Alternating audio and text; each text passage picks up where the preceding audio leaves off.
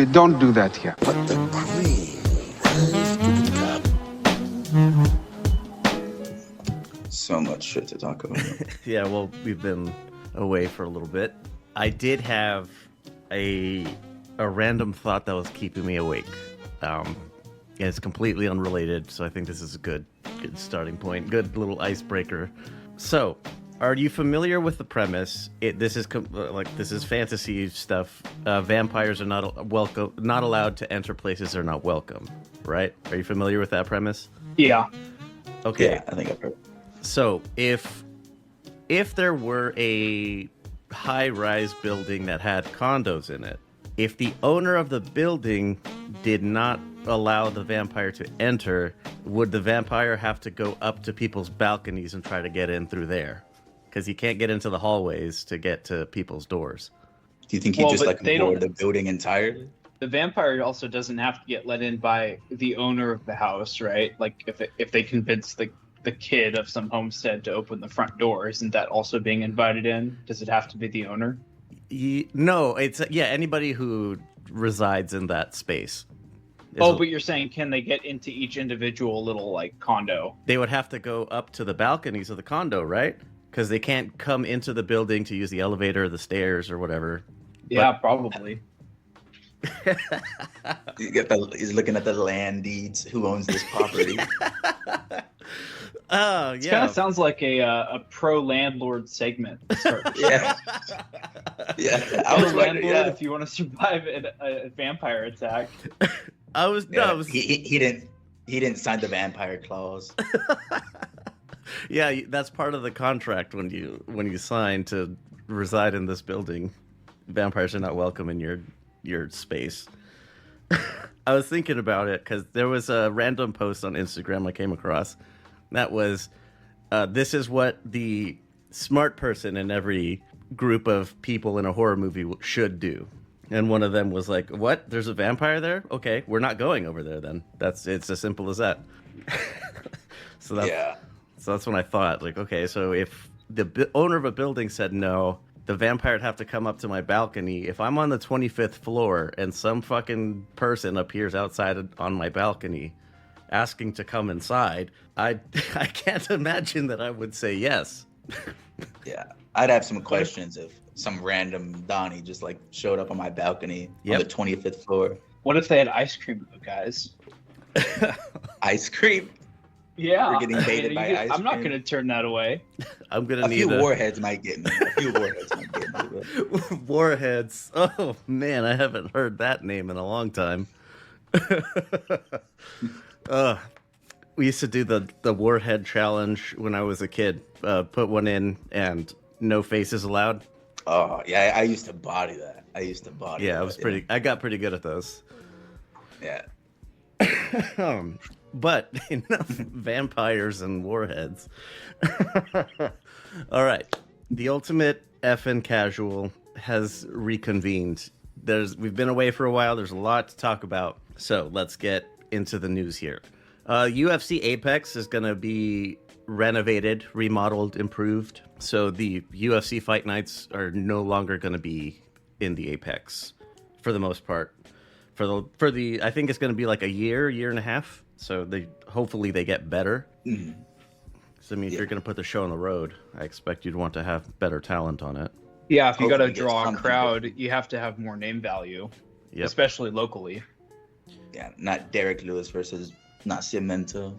Now, Ngannou is scheduled to fight in PFL finally, October 19th, with the winner of the 2023 heavyweight season, Renan Ferreira.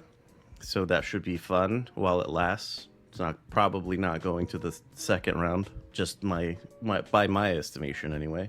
I'm excited. Yeah, it should be fun. Mm-hmm. And PFL is launching an Africa series with Ngannou in charge of it, pretty much.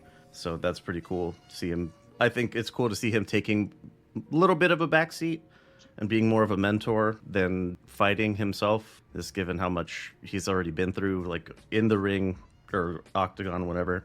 Yeah, I think he doesn't need to be in the position where he's fighting 3 times a year. Right.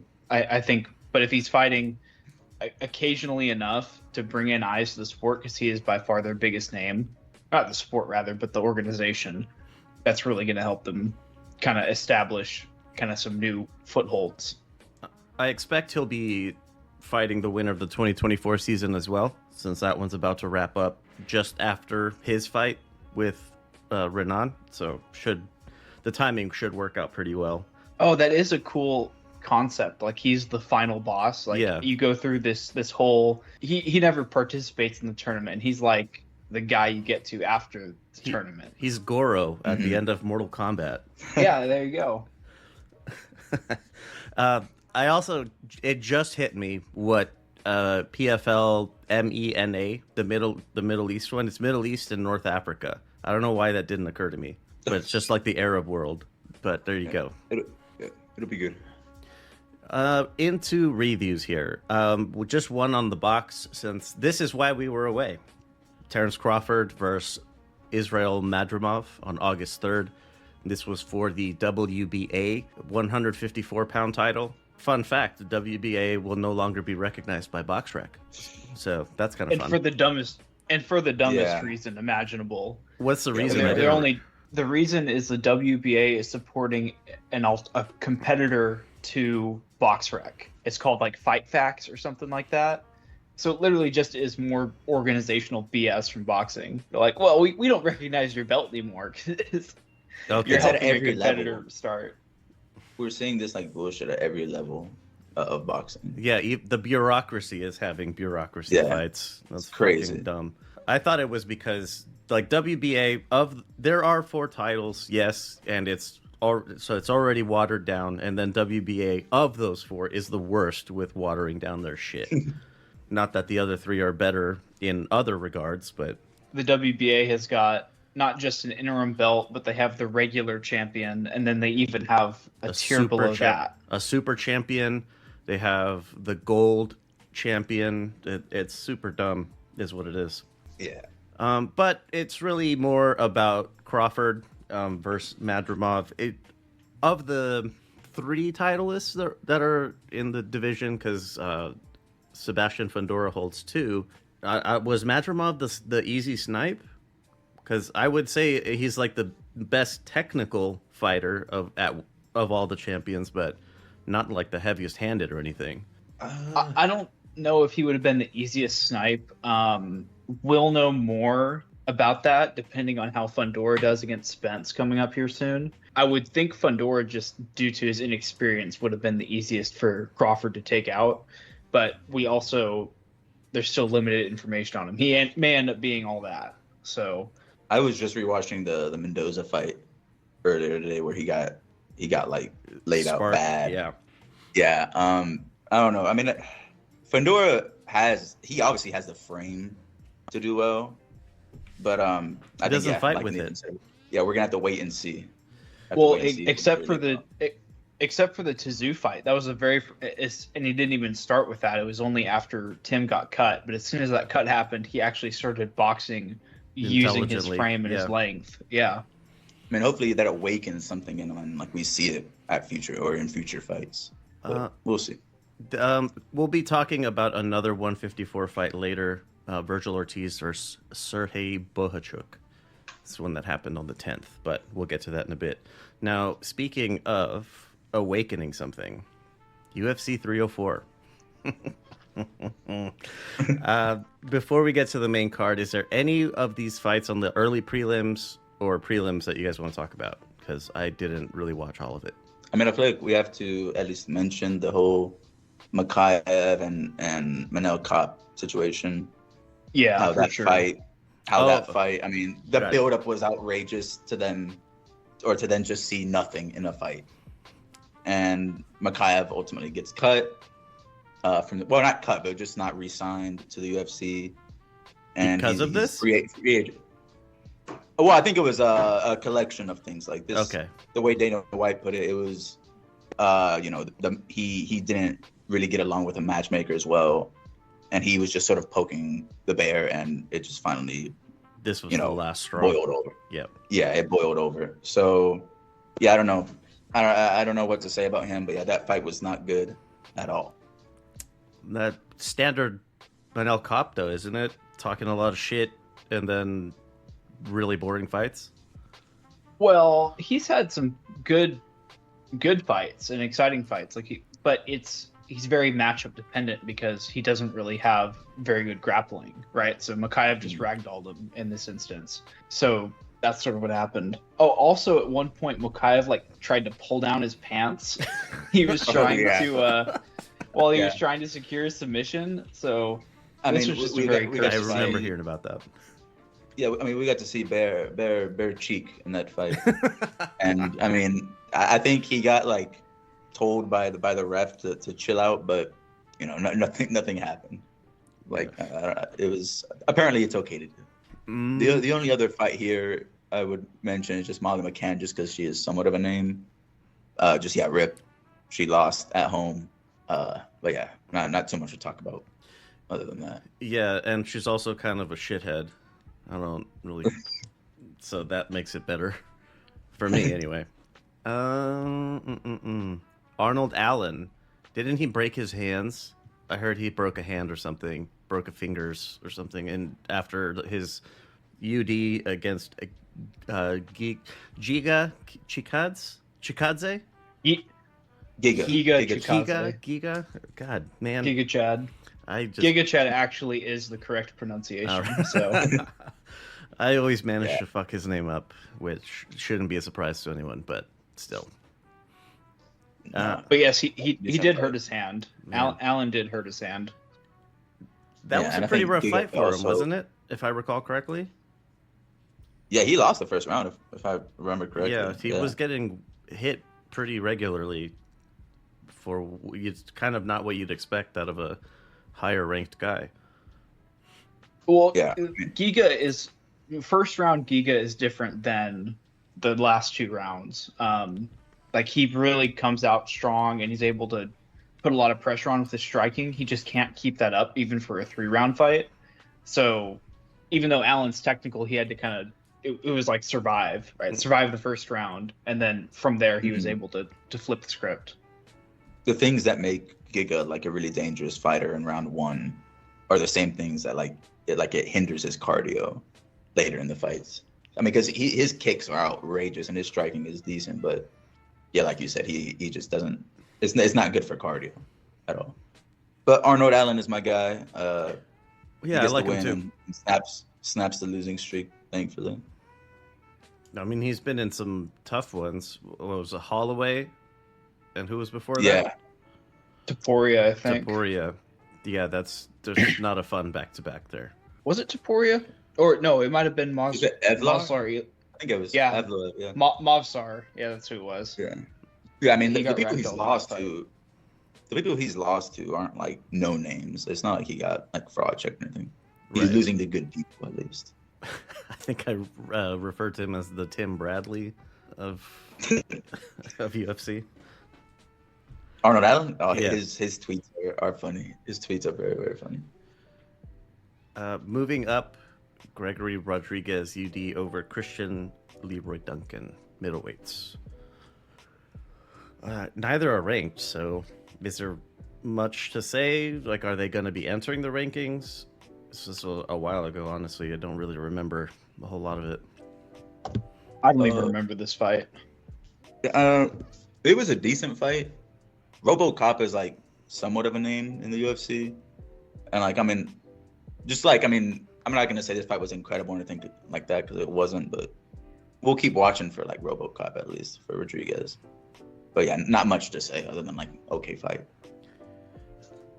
Paddy Pimblett submits King Bobby Green in the first. Mm-hmm. I think he needs to change his name back after that. That was really bad. I think we're back to Bobby here. Yeah, that performance is special, but in the wrong way for King Green. He wanted to grapple with someone that is way better or much better of a grappler than he is. I mean, Paddy dominated him practically. Yeah, it's literally the only thing Paddy is elite at is jiu-jitsu. And so what does Bobby do? 90 seconds into the fight, he shoots. let me shoot this takedown on this guy that's better than me on the ground. Yeah, I mean, Patty immediately went for the sub. I mean, before the actual submission as well, he was already threatening a bunch of things. So like, whenever I saw King Green go to the ground, I was like, oh, this is gonna be over. He came in with like a really bad game plan. But yeah, Patty got the win, and that's a decent win for him. That's a decent one for him. Okay, that's what I was going to ask next. Is this like a no-win situation for Patty, where it's okay, well, you beat up an old guy, so who really cares? Well, yeah, I mean, he entered the rankings for it. He's now 15th, so yeah, it means something. King Green's not like elite or anything like that, but he's one of those guys that if you can beat, we should probably be watching out for you. Solid gatekeeper. I'd say so. Yeah, yeah. He's okay. At the very least, you'll be getting into higher ranked fights for sure. Mm-hmm. Yeah. Well, speaking of high ranked fights, interim heavyweight champion Tom Aspinall KO1 on 4th rated Curtis Blades. I'm going to amend what I just said with heavyweight champion Tom Aspinall.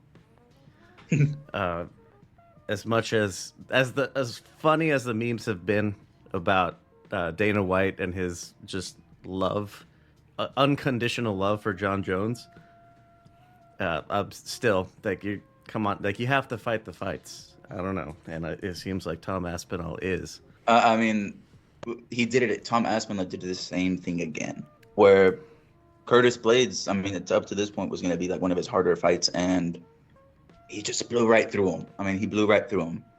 We didn't get much time in the fight to see, but he blew right through him and, TKO'd him, with not that much difficulty.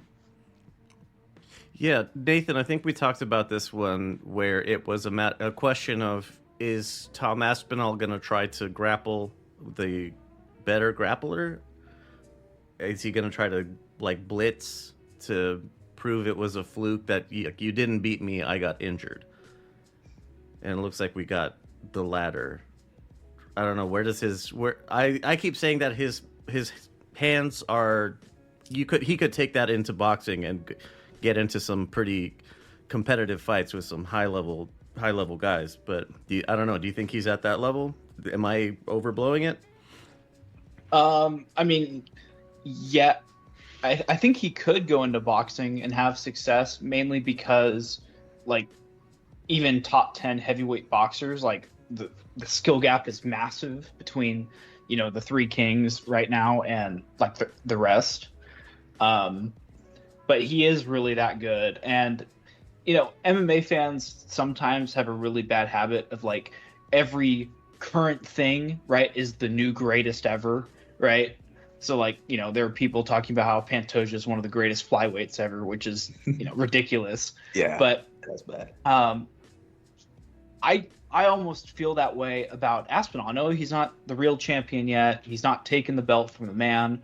But I don't think, at least I've ever seen, a heavyweight that is elite at so many different things, right? Typically, the guys at the higher weight classes, they get by off their size or most often their power. But you don't see someone who has, like, great wrestling. He's got, solid all-around grappling. He's great on the feet. He doesn't make bad mistakes on the feet, right? He doesn't leave himself that open.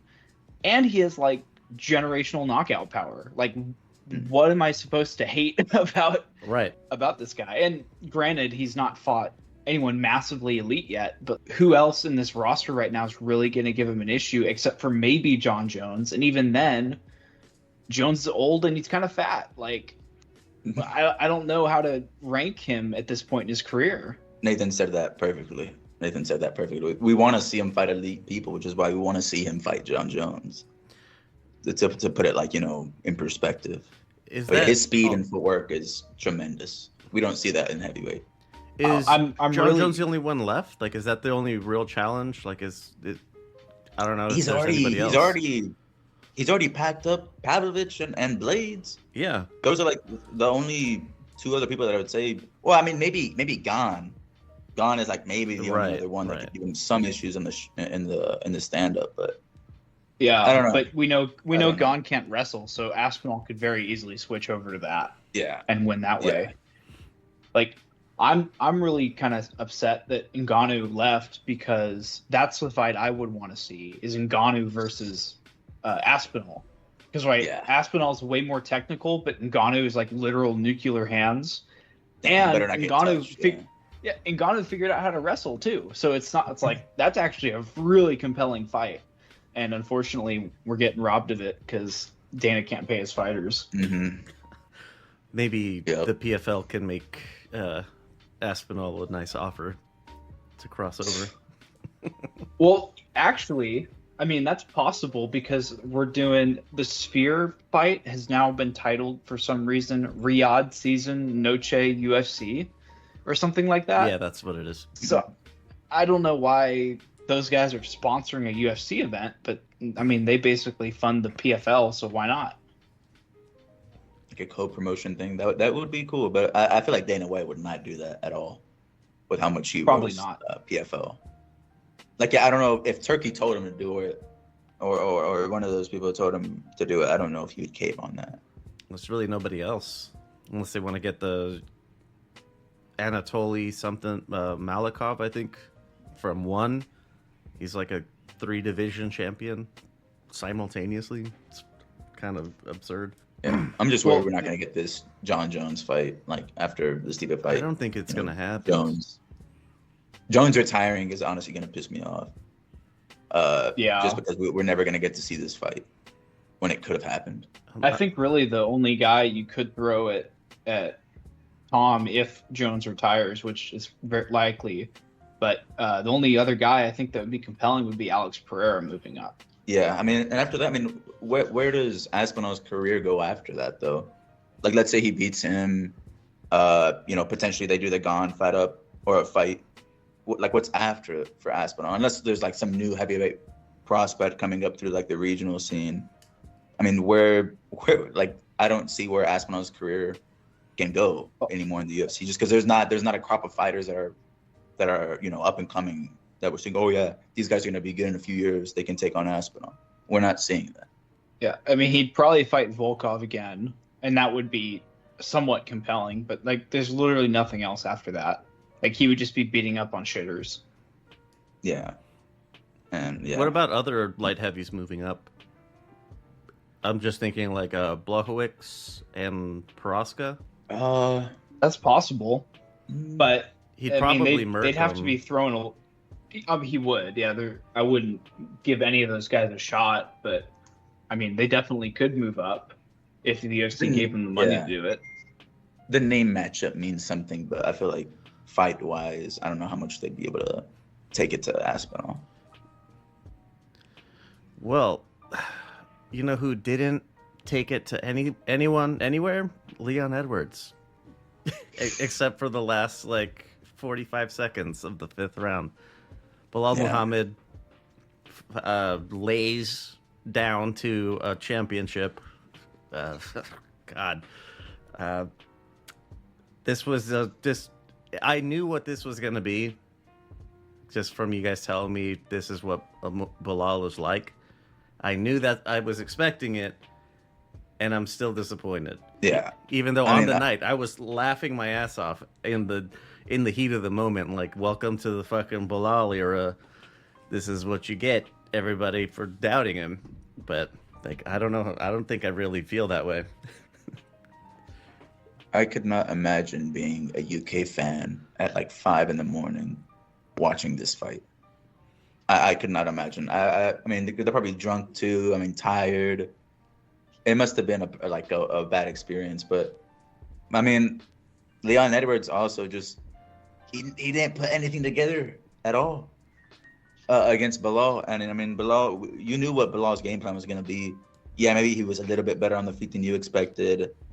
But you knew that he was going to back you up and then try to wrestle you against the fence to ultimately take you down. And Leon he never really had a moment where he responded, other than the takedown he got in round 2 or 3. I forget which one. and then like the last like minute and a half where of he's round dropping 5. the elbows. Yeah, I mean, other than that, Leon really didn't do much either. Gross. Nathan, would you like to eulogize Leon Edwards? Rip to the guy who once knocked out Kamaru Usman for us. That's his one legacy, honestly. I don't have anything profound to say, but it is funny how much his career trajectory changed after that, because like this is sort of like Leon's whole career. He's been a point fighter, and just been nothing like, I don't want to like talk him down that much, but there's been nothing like wow, this is a really compelling fighter to watch, right? He's sort of always been prone to boring fights, and he has this dynamic, incredible knockout that immediately puts him on the map. But I almost feel like this was always going to happen at some point. Eventually he's just gonna and ever since that fight, right, he's basically had 3 boring fights in a row after that tremendous performance, or really one tremendous moment in a fight, right? Because even then, like, Kamaru was whooping his ass for the 3 rounds leading up to that knockout. So not terribly shocking that he lost here. I think the surprising thing is that Belal was able to really put it on him for 5 straight rounds, minus the closing sequence of the fight. Yeah. Because I didn't think Belal had that dog in him, but apparently he does.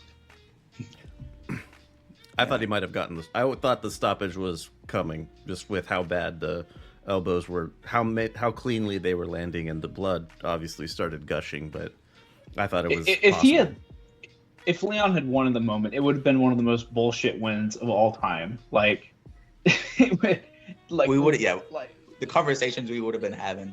Like, he somehow pulled it off again. Like Leon Edwards, round 5. You were losing. Would just become a mythical fighter. Yeah, he would just become a mythical fighter. 5th round Leon is unbeatable. Yeah. But yeah, thank you for the all-time UFC moment against Kamaru Usman. But yeah, he reverted back to factory settings, unfortunately. He got dropped on his head. I forgot to mention that. Yeah, that was pivotal. I think that it looked painful. Yes, it did. Painful. I know that ONEFC disqualified a guy for that.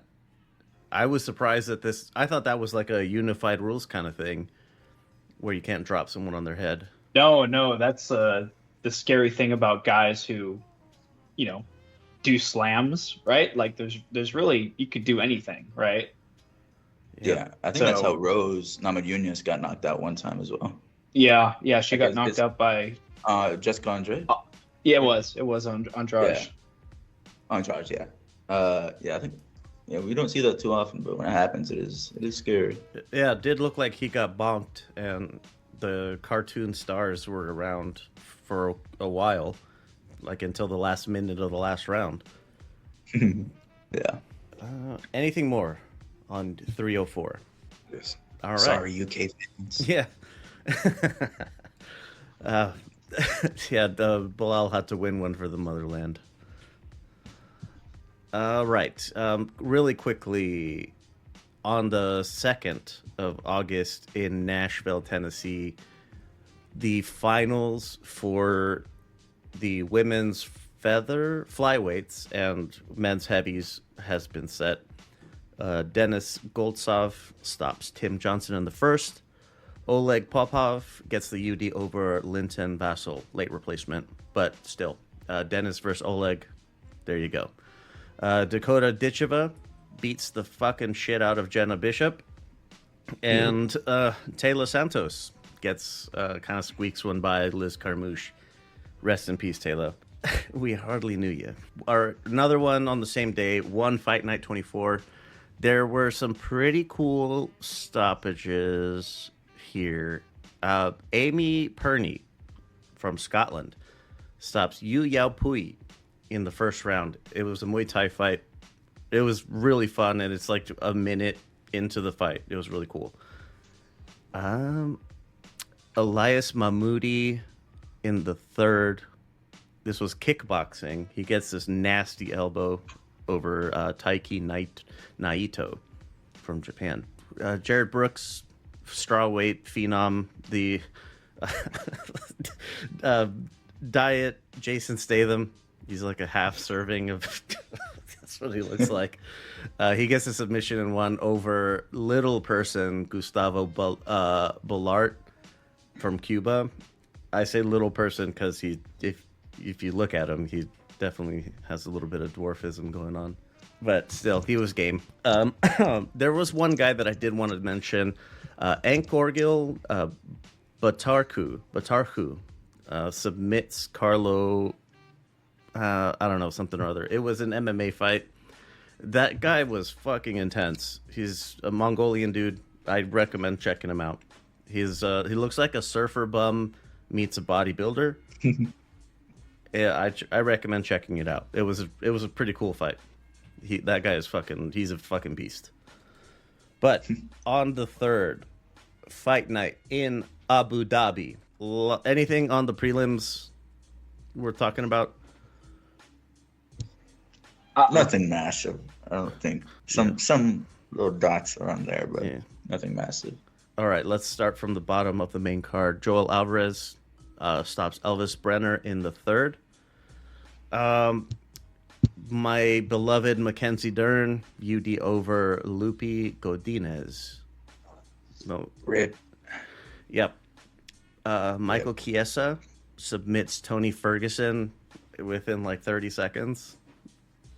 That was unfortunate. Yeah, that was unfortunate. That's really the only way to put it. Yeah. Eight fight losing streak. Rip Tony Ferguson. He's probably gone from UFC, I would imagine. I've been saying that every loss for a while. Yeah, they still have yet to cut him.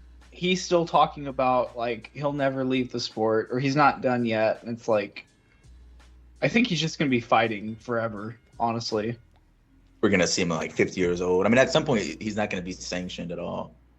We're gonna see him like on YouTube, like a live stream doing backyard like fights. Yeah. They just need to give him someone he can beat. They need to give him like the softball of all softballs, and he's got to beat that guy. If he loses that, though. Yeah, I would say we don't know how washed he really is, though. Like, imagine they give him a softball, which everyone thinks he's gonna like win, and he just gets smoked still. That would be even more demoralizing. Resign. Here's the idea: you re-sign CM Punk, and then you put that fight together. That's how you get Tony Ferguson this W. Do you know how catastrophic it would be if CM Punk managed to beat Tony Ferguson? Oh, I'd probably quit watching the sport. I'd be done. That might honestly, that would ruin my night and potentially the next few days. Seeing that, I just want to see him retire. I want to like be able to like remember his good fights. Yeah, right off into the sunset. And, like, leave it. As that. Yeah. Would you watch PFL events if Tony Ferguson was in them? Maybe the first few for the a chance spectacle. He could win. Yeah, that's what I mean. I would tune in, but man, he's already got CTE. I mean, we know. I mean, the Justin Gaethje fight took so much out of him, and like I'm honestly like sort of worried what he's gonna look like in a decade with how many shots he's taken. I mean, I sort of just want to see him hang him up. Become, maybe he can stay in the fight community still, doing something like coaching. I would imagine coaching is the natural next step. Although I've heard his coaching is a little bit outrageous, but or just something. I mean, I don't know how he'd do as an analyst, but what do you mean you don't want to kick metal poles? What the hell's the matter with you? I mean, breaking people's ribs in training. Yeah. Davison Figueiredo beating Marlon Vera. This one, I remember this being a really, really good fight, like really exciting. Yes. Yeah, I'm pretty sure I remember that right. And it was a really close one too. Was it close but clear for Davison, or was Vera more in that than the judges gave him credit for? Oh, I thought Davison won. I think it was 2-1. I had it. Marlon did like get a little bit better. Like he didn't start as late as he normally does. But Davison, man, I mean, a non-bad weight cut Davison is good. He's really good. He's more technical than like people. His power is good, and it seems to be like all people talk about sometimes. But his power is nuts. He's coming up from a lower weight class, and he just knocked down a guy that Sean O'Malley could not knock down over 5 rounds with a knee. Yeah. Yeah. And then Davison, got him, and he. That was wild to see. That actually made me get up. That was whenever I saw that knockdown, I was like, oh, Davison's for real. We're gonna see him have success in this division. Yeah, he's gonna shoot up super high now. His stock has increased a lot at bantamweight. Yeah, Vera's a fan favorite, right? Cheeto. Yeah, a lot of people like him. So I mean, yeah, he was number 4 ranked as well. So yeah, it's decent. It's a very, very decent one. Oh, Shara Magomedov, short notice, beats Mikhail Alexachuk. I don't remember how they said it on there, but I was saying it wrong, and I thought I had it. Thank you. I think that was good. Yeah, it's fine. Shara, UD. I'm not sure what really to take from this because it was such late notice. They came in with a few weeks, less than a month for sure. Yeah, like Shara just fought. Yeah. Prior to this, I forget how long it was, but yeah, it was a fun fight. I mean, it got fight of the night. Somehow, I thought the next one should have won fight of the night, but I mean, yeah, they looked okay, but we can't, like you said, the short notice element, we can't really take too much away. Yeah. Other than they're both exciting fighters. And in the main, Umar Nurmagomedov, UD over Corey Sandhagen. It's a big separation in the rankings. Umar at 10, Corey at 2. Mm-hmm. That was, I don't know. I hadn't seen Nurmagomedov fight before, so it was a reveal for me, and it was really impressive. It seemed like Sandhagen was just a touch too slow, and didn't have enough on his punches to really bother Umar. Yeah, Corey seemed very shook. He didn't know, because we've seen him show off some really, really good striking. We've seen him show off some really good grappling, but Umar's, I mean, the Dagestani wrestler. These guys are just on a different level, and he didn't really know how to deal with that. And I mean, it's sort of maybe an about time for Umar. The reason he's so far down the rankings is he's been really struggling to actually get fights. Yeah. And a lot of it's on him. Like, he's been pulling out of matchups that should have moved him up the rankings for one reason or another. But now, he's all the way up into the top of the bantamweight division now with that win. Mm-hmm. Yeah, I remember Sandhagen looking decent against Marlon Vera. That's where I remember him from. Yeah, this is a very, very good win for Umar. Like, Corey Sandhagen is someone that, if he fought with Sean O'Malley, I could see him beating Sean. So I mean, this is a very, very good win for Umar. And it was a good fight by both people. But like you said, yeah, Sandhagen just really couldn't find a way to get anything going. Well, with Davison and now Umar climbing up the rankings, looks like O'Malley has his work cut out for him. The Nurmagomedov fight is I'm worried for Sean on that one, to be honest with you. Yeah, that's his Khabib fight. It is. We compare him to Conor all the time, but that's his Khabib. And we'll see if he has success where Conor did not. Oh, anything more on this fight night card before we roll along? All right. Decent fight card. This next one Friday Fight 74. And I have to give myself some kudos here. I finally figured out the difference. Friday Fights. This is because of how many good knockouts there were in the first 6 on this card. I was just watching it all the way through without skipping ahead or anything. And they were talking about it. This is like Contender series or Ultimate Fighter, where they're fighting for contracts. So there you go. I don't know why that took me so long, but I finally got it. And then the The fight nights are where the contract people do their stuff. There are just too many fantastic. I think it's only the last 4 fights that did not end by stoppage, and they were all fucking brutal. One Friday Fight 74. Just go watch the whole thing, and it will be worth your time. Moving along onto the 10th, another fight night. This was just dog shit, and I didn't even write down who won what because I didn't really feel like it. No, there's literally nothing worth talking about in this card. This is terrible. Yeah. I've got one singular sentence for this, and it was like on my notes. It's just Spivak looked okay, nice submission. That's it. Fun. That's about it. That's about it. Yep. Oh man, into some previews here. This one's coming up quickly. I thought about it, and because over on B-sides we talk about lower level cards and promotions like Pro Box TV, 360 promotions, regional stuff. So I decided I'm gonna start paying just the same way that I keep the top lines for PFL throughout the season. I'm gonna do that with Dana White Contender Series because it just started. The timing worked out really nicely. So on Tuesday, on the 20th, we have the second week of the Contender Series. This is season 8. I don't know what, I think at the end of this season is when they're going to start the renovations at the Apex. But from the top, bottom up, Billy Brand versus Cody Haddon at Bantam, Cameron Rouston versus Torres Finney, middles, Cortavius Romeus, that is just a really cool name, Michael Imperito, bantamweights, Rizvan Kuniev versus Hugo Cunha, I think they're Brazilians do the H instead of the tilde, and Andreas Gustafsson versus Pat Pitlick, welters.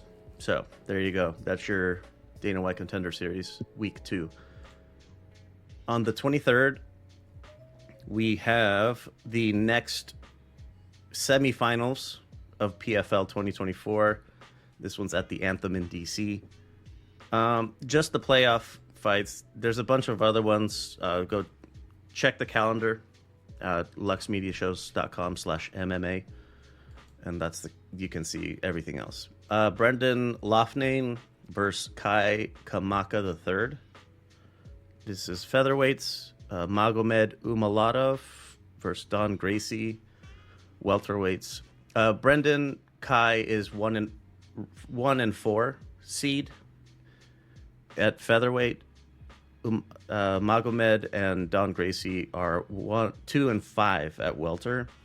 Gabriel Braga, second, versus Timur Kizriev, third in the featherweight bracket, and Shamil Musayev versus Murad Ramazanov, first and fourth at welterweight.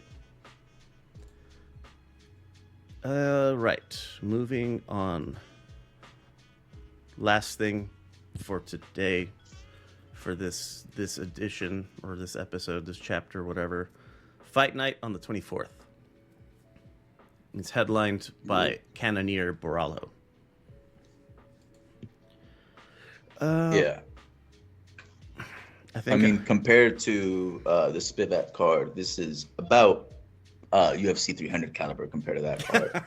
By comparison. I mean, it's okay. It's nothing like amazing, but there are like some names, Cannonier, obviously. Yep. Angela Hill, veteran. Tabitha is nice. Neil Magny, Shabazian, and Meerschaert as well, or Meerschaert. We got some name value on here, but yeah, nothing crazy big. Who is this fighter? Wang Kong? Who is that? I don't know. I don't remember. I've never seen her. Tapology has her nickname as the Joker. The Joker. Okay. She's only got one fight in MMA. It's her debut in the UFC too. This might be one of those, like, they're putting her, I mean, with only one fight, and this is like her debut. I imagine she's got like some other combat sport experience. Probably something in China. Yeah. Yeah, she's got some kickboxing wins, and then She was on the road to the UFC like TV thing. Oh, that makes sense. Oh yeah, that's like their Contender series in Asia. right? Yeah. Yeah. So it looks like she won. All right. Versus Victoria Leonardo. You bitch, you better not lose. They don't have her height, her reach, or her leg reach listed. They know nothing about her yet. It's on ESPN. She's 5'6", age 32, 66-inch reach, southpaw, and that's the rest. The rest of the stuff I don't really significant strike lands per match or something. I don't know. I can't tell. But Wang Kong versus Victoria Leonardo. Danny Silva. Step it up. Yeah, it's odd to me that ESPN has more info on UFC fights than UFC does. Yeah. From the bottom up, just to get everything in line, Danny Silva versus Denis Buzukja, featherweights. Edmund Shabazian versus Gerald Mearshart, middles. Number 12 at welterweight, Neil Magny versus Michael Morales. Number 9, Angela Hill versus 11, Tabitha Ricci. Those are straws. And number 5, Jared Cannonier versus 12, Caio Borralho, middleweight. That's all we got coming up for this week. Yep. I'll be watching that. I'll be watching it.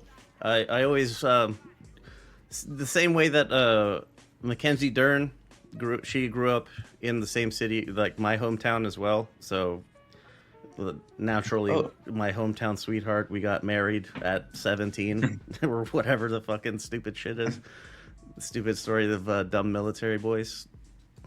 And Jared Cannonier fights out of my hometown, so we're basically best friends at this point.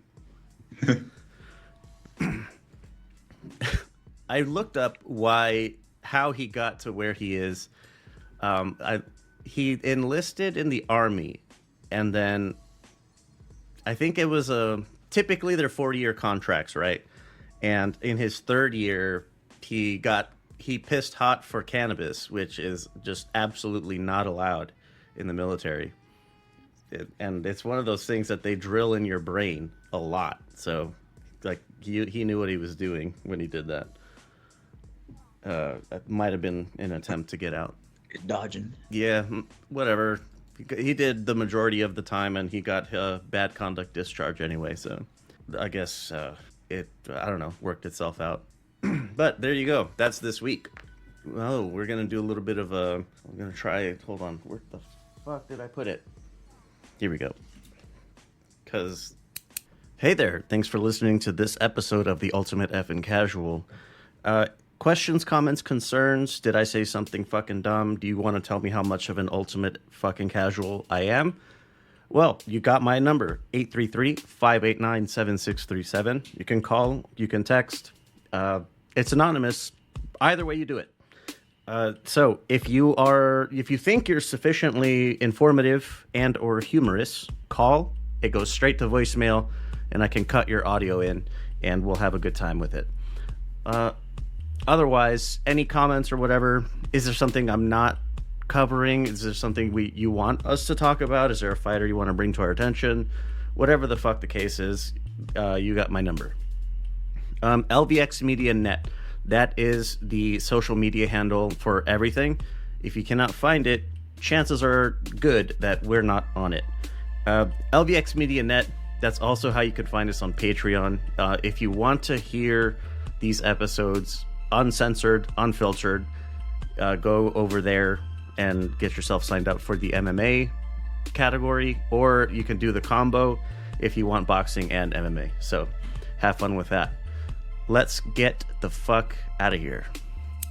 Those are scissors for cutting stuff in. So we're gonna do some parting words for this week. Who wants to start? I will start with drink Starry instead of Sprite. It's better. Oh, my parting words will be, hold on, how do you say his last name? Turkey's last name? Alal Sheikh. Sheikh. Yeah, fuck Turkey Al Sheikh. How about that? That's a good one. I will go with, just to plug in a little bit of the Contender series. Definitely check it out every once in a while, or at least like check it out on like social media, just because it whenever you find a fighter early on and they end up finding success, that is one of the best, like being able to follow that journey all the way through. It's one of the best feelings as a combat sports fan. O'Malley came out of the Contender series. Madalena and Peyton Talbot also came out of the Contender series. Yeah. So there's being quality. able to follow fighters is nice. Yeah, definitely try it if you're a new fan. I think Peyton Talbot was last season's winner. Dude, we will be seated whenever he fights. Yeah. All right. So that's going to do it for this edition of the Ultimate Effing Casual. We will see you shortly.